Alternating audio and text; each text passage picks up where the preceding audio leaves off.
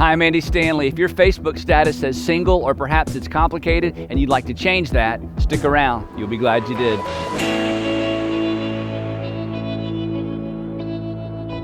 At every stage of life, there are things that we should do that sometimes we don't do, and then in the next stage of life, we look back and say, oh, I wish I had. I wish I had. In other words, one way to put it is this way, that the present becomes the past that shapes your future. That the present right now eventually becomes the past. A year from now, today will be a year in the past, which ultimately shapes our future. And we've all lived long enough to know there are things we wish we had done. There are things that we are glad that we did. Some of us had great people in our lives that spoke into our lives and kind of gave us a heads up. And you look back and you're like, gosh, it didn't make sense at the time, but I'm so glad my dad told me that. I'm so glad my first boss told me that. I'm so glad a teacher told me that. I'm so glad a coach told me that, whatever it was. And then again, we look back and go, oh, I wish I'd listened. I wish I'd listened. The interesting thing about this whole you'll be glad you did thing is at the end of Jesus' most famous sermon, the Sermon on the Mount, he actually, he addresses this dynamic. And here's how he said it. He said this. He said, therefore, everyone who hears these words of mine, this is at the end of that sermon, everyone who hears these words of mine and puts them into practice, that is everybody who hears what I'm saying and then does it, is like a wise man who built his house on a rock.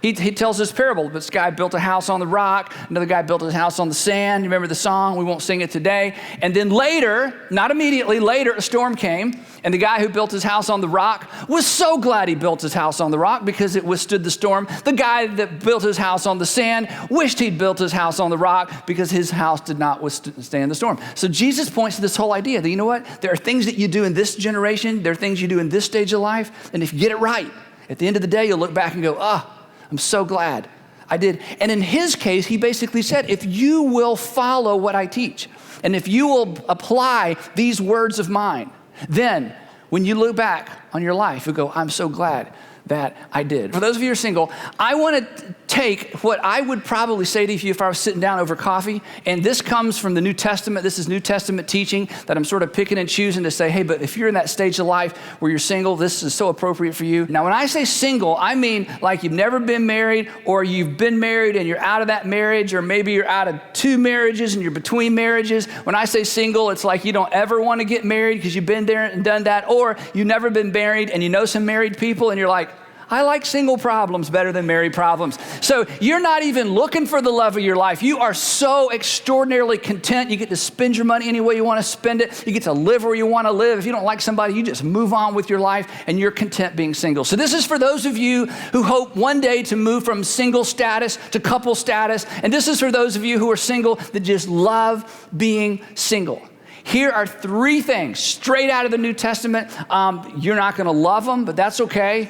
You may not even like me when we're done. That's okay as well. But I want you to at least consider these 3 things because I'm absolutely convinced you will be glad you did. Now I'm going to go ahead and give them to you all up front. Here we go. 3 things. Number 1, get out of debt. Number 2, stay out of bed. And number 3, clean out your closet. Any questions? All right, you're dismissed. See you next week. Well, that's it. Get out of debt, stay out of bed, clean out your closet. So let's talk about each one of these real quick. Get out of debt. Let me tell you what I mean by that. I mean, like if you're in debt, get out. Now, I'm not talking about your mortgage, even if you're upside down in your mortgage. I'm talking about that dumb debt, okay? I'm talking about the credit card debt. That dumb debt, it's food. It's just the stuff that you're like, I need to pay this off. How did it get so big? For some of you, it's school loans, and I'm all for school loans, but you're 35, okay? You still had this partner. It's my school loan partner. I take it with me wherever I go, and the interest rate was so low, and you just keep dragging that thing around, and you know you need to pay it off, or you're in a car you shouldn't be driving, or maybe you did buy something you didn't buy, or you've leased a house, and it's causing you to have to borrow money for the necessities of life, and you just have yourself in a little bit of a mess financially. If you're single, get out of that kind of debt. Now, there's 2 reasons I'm picking on you because this is true for everybody, but it's especially true for those of you who are single, and there's a couple reasons, and you're not even going to believe this, but you just ask anybody who's been married 5 years or longer, and they'll tell you this is true. It will never be easier for you to get out of debt than it is right now. You're going, no. It'll be easier if I meet the love of my life and I go from single to couple. No, it will never be easier for you to get out of debt than right now. Just ask somebody else. You think it'll be easier. There's one exception I'll get to in just a second. But for 99% of you, it'll never be easier. Now, let me tell you why this is such a big deal. Because your financial bad habits or your bad financial habits will eventually, if you're not careful, become somebody else's financial problem. And even if you're not looking for the love of your life, and even if you're not looking for that special someone, and even if you're not interested in getting married, hopefully, if I had my wish for you, hopefully that's going to happen for you, even if you just haven't been lucky in the past. And when it happens, you don't want this coming with you. Because I got to tell you, it makes you less attractive. I mean, you're so cute right now, and when he finds out you got $12,000 worth of credit card debt, that becomes a filter.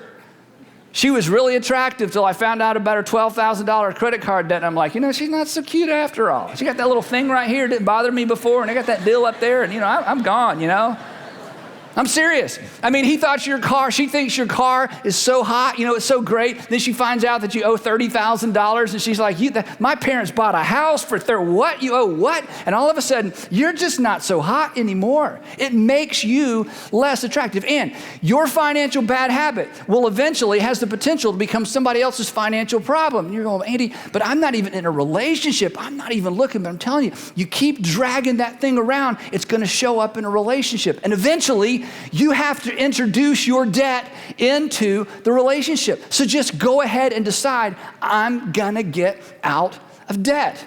Because eventually, you start dating and you get more and more serious, and you kind of have this secret out here, because that's what happens, because you don't want to talk about it, it's a secret. But eventually you have to say, hey, I need to introduce you to somebody who comes with me. You thought it was just me, but I got two friends. You get in a relationship with me. You got to meet. You've heard of Lord Grantham. This is MasterCard. Okay, MasterCard comes with me. And this is Miss School Debt. Say hi to Miss School Debt. If you get me, you get both of these. There's going to be 4 of us in this relationship, right? You don't want to do that. I mean, do you want to do that? You don't have to do that. You could decide today, you know what? I am getting out of debt. Now, the 1% of you that think, I've got this all worked out, because you're thinking, no, I'm going to carry my friends, the debt twins, with me wherever I go. And then I'm going to meet somebody. And when we get in a relationship, when they're all legally bound up with me, and I kind of say, oh yeah, there was something I forgot to tell you, then they're going to pay off my credit card and pay off my car and pay off my debts. I'm going to meet somebody, and they're going to be the solution to my financial problems. Again, you just ask somebody who's been married 5 years or more how they think that's going to play. Because one of two things is true. Either you don't tell them till it's too late, and then you have a marriage problem. And if you think single problems are bad, you ain't seen nothing till you had a marriage problem. And you bring yourself a big old surprise to the marriage. Oh, there was one thing I forgot to tell you. Listen, in marriage and in a permanent relationship going forward, you don't want any, not none, not any surprises. So at some point, you got to tell him. And at some point, you got to tell her. So why not decide now you're not going to have that story to tell? Now, the question that always comes up is, but how? And here's what I would say to how. You are smart people. You can figure it out. People don't stay in debt because they don't know how to get out. They stay in debt because they don't have the discipline to get out. So single people, you have an opportunity that will go away, because it will only get more complicated and it will only get more difficult over time. Besides, part of getting out of debt is developing new financial habits. And new financial habits are a good thing to follow you into the future. Old debt is a bad thing to follow you into the future. So, get out of debt. Now's the time. Get out of debt. You will be glad that you did. All right. Number 2, stay out of bed. Now, what do I mean by this? You know what I mean by this. Okay, stay out of bed. Here's why I put that on there. The Apostle Paul, who wrote letters to all these churches that he planted in the first century around the Mediterranean rim. He wrote letters to cities that had sexualized cultures that dwarf even what we experience in the United States and even in the modern Western world. I mean, in Corinth, for example, I'm going to read you a piece of a letter he wrote to the church in Corinth. In Corinth, I mean, imagine this. Imagine men who owned slaves. Imagine owning women, okay? Don't imagine it for very long, okay? So men owned women. There were no rules. There were no laws. They were property. Not only that, if they got tired of their slaves, they went to church. They went down to the pagan temple where they had pagan temple prostitutes. So part of going to church, not really, but part of going to temple was all these sexual things that went on, that they paid for these temple prostitutes. So this was a very, very sexualized culture. So when I read to you what he wrote to the Christians in Corinth, if your temptation is to push back and go, well, that's old and that's the Bible, they don't understand 21st century culture, I'm telling you, what they faced in that day dwarfs even what we faced in our very sexualized culture today. But in this little statement, the Apostle Paul doesn't just say, don't do it, okay? The Apostle Paul gives us a reason and gives us an insight into the nature of man that is so extraordinarily complex, but so extraordinarily insightful. Here is a statement that we could go for hours on because it's so extraordinarily true. Here's what he said. He said, flee from sexual immorality. And that's what you would expect the preacher to say. Flee from sexual immorality. Why, Paul? And then listen to what he says. All other sins, all means like all, okay? All other sins a person commits are outside the body. But, in other words, in contrast to all other categories of sins, now don't hear me say something he's not saying. He's not saying sexual sin is worse than all other sins. He's saying that sexual sin is different than all other sins. And you know something? You already know that. You already know that. You already know that. For many of you, your greatest regret, as bad as you've wasted some money, is not about money. You know there's something about abusing sexuality, about expressing sexuality in an inappropriate way. You know that it just kind of follows you around. It's like no other category. It's the difference between being beat up and being raped. They're not even in the same category, because there's something about our sexuality that's far deeper than what's simply physical. It goes deeper than what's simply physical. It's like no other arena of your life. All other sins a person commits are outside the body, but whoever sins sexually sins against their own body. In other words, when you sin sexually, when you are irresponsible with the expressions of your sexuality, are you ready for this? I mean, it's 2,000 years ago. Paul says, you hurt yourself. He says there are many sins you can commit and you feel bad about it and you pay people back and you say you're sorry and you move on. He says, but when you sin sexually, you hurt yourself. So what would you expect God who loves you to say? Except flee immorality. Now, that's true of all of us. If you're a Christian, if you're a Christ follower, then he speaks directly to you and to me. He says this, do you not know that your bodies are temples of the Holy Spirit who is in you, whom you have received from God? He says, therefore, in other words, logical conclusion, since you belong to God, honor God with your bodies. Honor God with your bodies. If you're a Christ follower, I know you may be the only person you know who decides to do this. If you're a Christ follower, you have been called and I have been called to honor God with our bodies. And the context for honor God with your bodies is as it relates to your sexuality and your expressions of sexuality. So if I'm looking at you eyeball to eyeball across the coffee table, I say, look, as a single person, stay out of bed. Honor God. Make it a habit of honoring God with your body. You will be glad you did, just as in some cases you are already sorry that you didn't.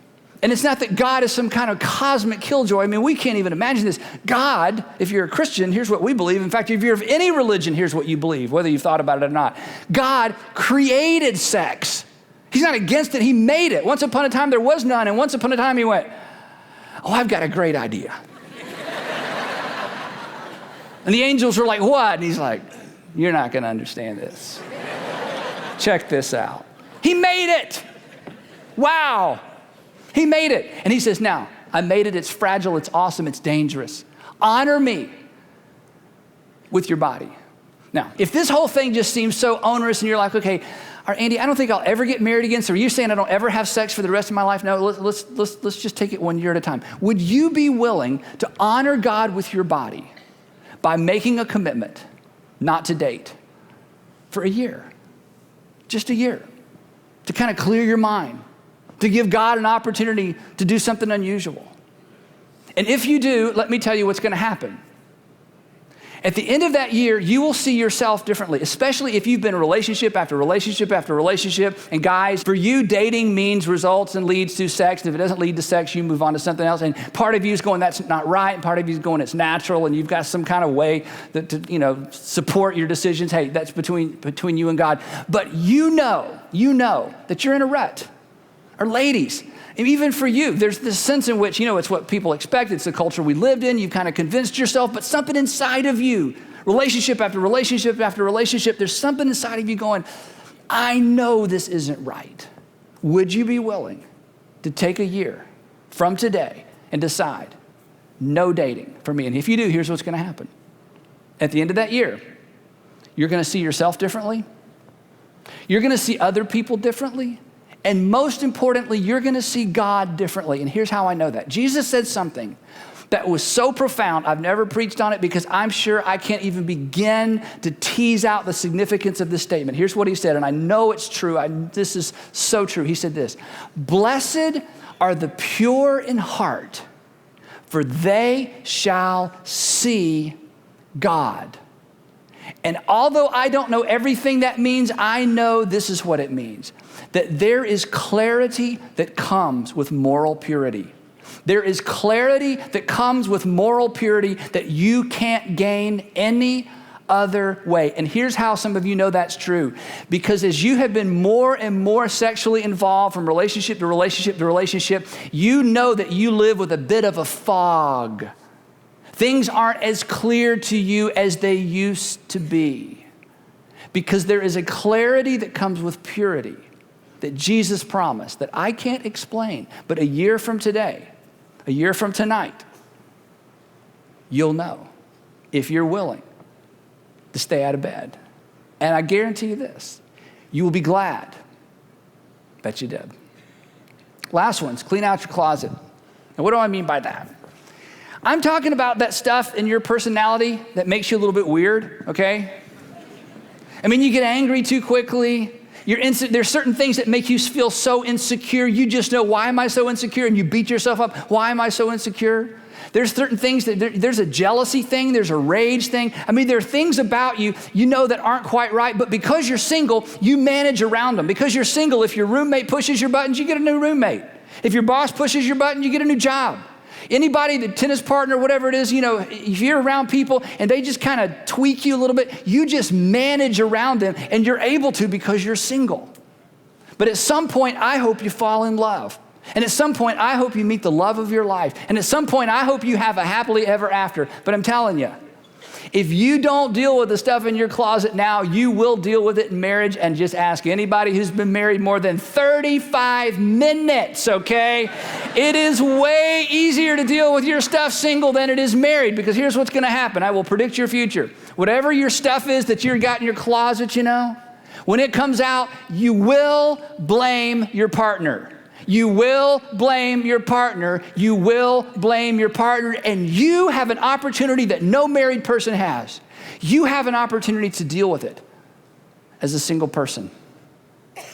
Here's what I mean by that. It's the current issues. It's the current issues caused by past events. It's those current issues, those things that you know about yourself that you kind of dodge and work around, but they're somehow connected to your past. Now is the time to work on them. Jesus says that those things come from your heart. Jesus says those things come from your heart. That the food that goes in your mouth isn't a problem. It's what comes out of your mouth that's a problem. And Jesus says all of those things that come out of your mouth, those things that, the slander and the words and the anger, and he says all of that's a heart issue. And you as a single person have an opportunity to deal with those heart issues now, before you drag them like you're dragging a financial issue into a future relationship. Here's the deal. It'll never be easier, and you will never be less motivated. It'll never be easier. Once you get into a relationship, it gets more complex because you've got another person to blame, but you'll never be less motivated, because right now as a single person, you're able to navigate around all of those things rattling around on the inside of you. It'll never be easier. you'll never be less motivated. But if you will begin to deal with that stuff now, you will be glad you did. None of this is a surprise, okay? And I know this, okay? You know, I don't have any control over your life, and I can't even really tell you what to do. It's up to you. So you sit and you listen to something like this, and you go, okay, that debt thing, yeah, I probably need to get rid of that car, you know. Okay, I need to work on that credit card, you know, I need to work on that. That whole sex thing, you're crazy, okay? And then that, you know, I know I've got an anger issue. Okay, I know I have an anger issue. Okay, I don't have an anger issue. Okay, I might have an anger issue. Okay, I need to work on that. So, you know, you kind of pick and choose, you know. And here's, let me just, now that I know what you're thinking, so let me push back on you, okay? Here's the thing. Even if you're not looking to get into a relationship, even if you've been so burned in the past, you're done. I hope you fall in love. I don't care how old you are or I hope you fall in love. I hope you find your soulmate. I hope you go from single to couple. I hope you go to happily ever after. I hope that for you. But here's what I know. If you aren't willing to deal with these three things, then when you meet the potential love of your life, in that moment, as you begin to move toward that relationship and as you begin to move toward maybe making it permanent, you become something that you hate. You become a hypocrite. And you don't like hypocrites. But if you refuse to work on this list, you become a hypocrite. And here's why. Because when you meet the person you want to spend the rest of your life with, you know what you're going to hope? You're going to hope that they'd gotten out of debt, stayed out of bed, and cleaned out their closet. I mean, isn't that the dream list? I mean, don't you want to hear, oh, yeah, my car, well, I had a really nice car, but you know what? I got so tired of those car payments, and I decided about a year ago I'm getting out of debt. I don't have any debt. Check. Like that. You know, you're a little short for me, but you just got taller. Okay, that's awesome. No debt. The guy has, in fact, I got so committed, you know, I paid off my house. Paid off house. I'll even deal with the hair. Okay. Right? Isn't that what you want to hear? I mean, do you really want to hear no debt? Forget you. What do you mean you have no debt? Get out of here. See, in this area alone, why would you refuse to work on yours when you're going to hope they've worked on theirs? What about this one? Well, you know, and I came out of college and I had a boyfriend. I moved in with him and we stayed together about a year and a half. And I thought, you know what? This isn't right. And I moved out, and that was about 6 years ago. And I know it's weird, but I just haven't, that hasn't been a part of my life since. Like that story. How about this one? Well, you know, my parents' marriage was a train wreck, and I came out of their divorce. I was so angry, and I realized I just can't. So you know what? I know this is kind of embarrassing, but I spent 2 years in counseling, paid for it with my own money and I just felt like I'm free from that. Whew, I like that. I mean, nobody's looking for a woman with daddy wounds. Do you have daddy wounds? I'm not interested in you. I want somebody comes into this relationship roaring angry and blames me for everything she's mad at her dad about. That's what I'm looking for. Well, I hate my mother. Well, you're the guy. You're my guy. I want a guy who hates his mother. We'll hate her together, then you can hate me. It'll be awesome. Because you're accustomed to a lot of turmoil in your home, so we'll have a lot in ours. It'll be perfect. All I'm saying is this. If this is good news for the person you might meet someday, why not become the person you're looking for? Why not become the person you're looking for? Now, just think a minute. If there really is a God who's a personal God who knows your name, if there really is a God who created you and didn't just create humanity and then went off to do something else, but somehow is involved with you, what would a God who loves you say other than, hey, get out of debt? Hey, stay out of bed. This is fragile. It's awesome, but it's fragile. And hey, look, let me help you forgive, and let me help you move on, and let me help you face your insecurities. Let's deal with this now. Let's not wait till there's another person in the relationship that you blame for all that. Isn't that what God who loves you would want for you? And you know what the even broader context for all this is? And this is really why I bring it up, is because when you begin to deal with each thing on that list, the easy one, debt, okay? God, I don't know how I'm gonna get out of debt. Listen, this is why we're here. When your faith in God, I'm trusting you to help me to figure this out. When your faith intersects with God's faithfulness,